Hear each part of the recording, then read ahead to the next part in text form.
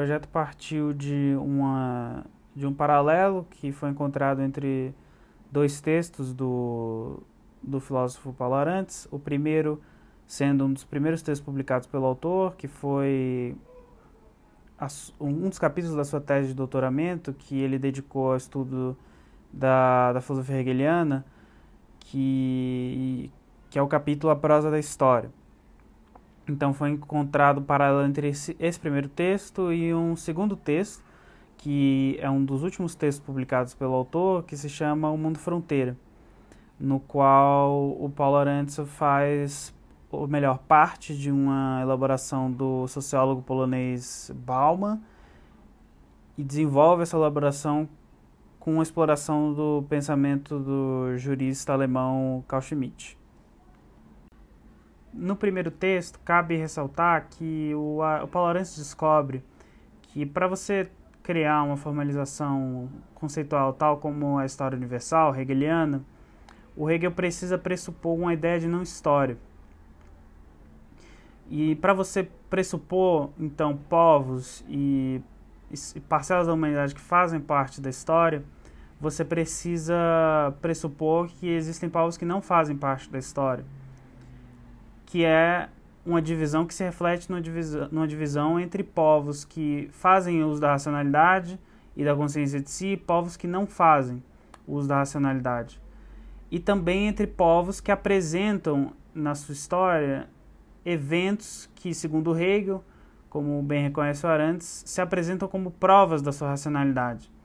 Esses três eventos seriam a existência de narração histórica, a existência de linguagem escrita, como pressupõe a própria narração histórica, e por último, que o projeto buscou destacar para fazer a ligação entre os dois textos, que é a ideia de que os povos históricos devem necessariamente apresentar uma organização política do Estado,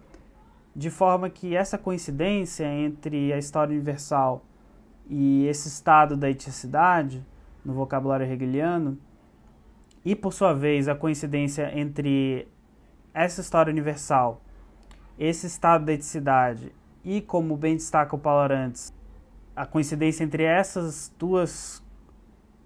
formalizações conceituais e o continente europeu, você tem essa defesa de uma sacralidade do continente europeu, que é onde foi possível fazer a passagem para o segundo texto. Isso porque na obra do Carl Schmitt, o Paulo Arantes encontra a defesa de que a instituição dos Estados soberanos europeus, a partir dos tratados da Paz de Westfália, no século XVII, iniciou uma era em que todo ordenamento jurídico, tomando como paradigma o direito público europeu, tem como fonte concreta um território, e nesse caso o território do continente europeu. Esse paradigma, que o Schmitt nomeia como Nomos da Terra, estaria intimamente associado, dessa forma, com uma espécie de sacralidade do solo europeu. Está implícito nessa ideia de Nomos da Terra, portanto, que para você constituir uma ideia tal como o Estado moderno europeu, historicamente, foi preciso que você tivesse a existência daquilo que o Schmitt chama de terras livres, no qual foi preciso que se instalasse, segundo o Schmitt, uma inexistência de Estado.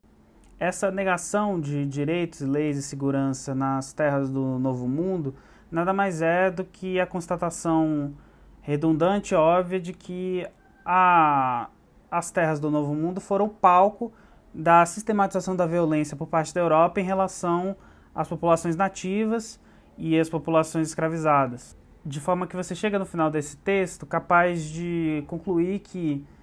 para fazer essa formalização do Estado moderno europeu, que aparece tanto no texto, na análise do texto hegeliano, de forma mais